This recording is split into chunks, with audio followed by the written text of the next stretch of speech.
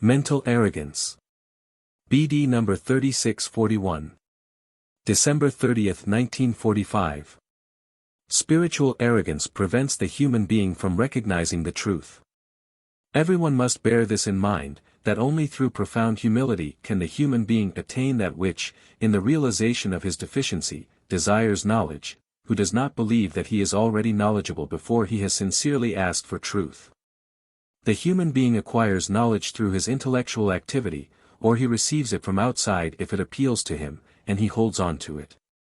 And this knowledge is usually enough for him if it agrees with his wishes and views. He shuts himself off from every presentation that does not correspond to his knowledge, always in the consciousness that he possesses the right knowledge. He exalts himself above his fellow human beings who think differently and rejects everything offered to him from this side without taking a stand himself.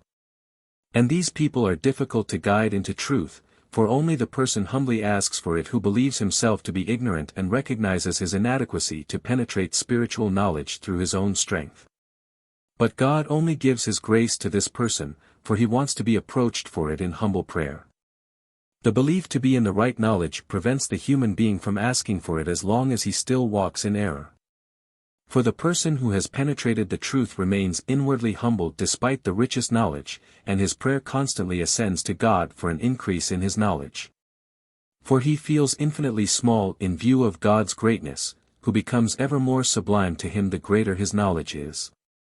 And thus, this person will also always be accessible to spiritual conversations, whereas the believer in knowledge quickly ends such conversations because he does not want to be instructed. Instead he seeks to spread his knowledge himself, always emphasizing it in spiritual arrogance as his own body of thought which he deems unassailable.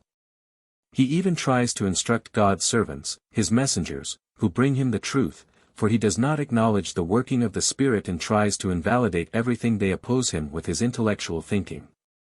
He fights against the working of the Spirit. He thinks himself more mature and wiser and also does not recognize God as the giver of truth, who expresses himself through his messengers.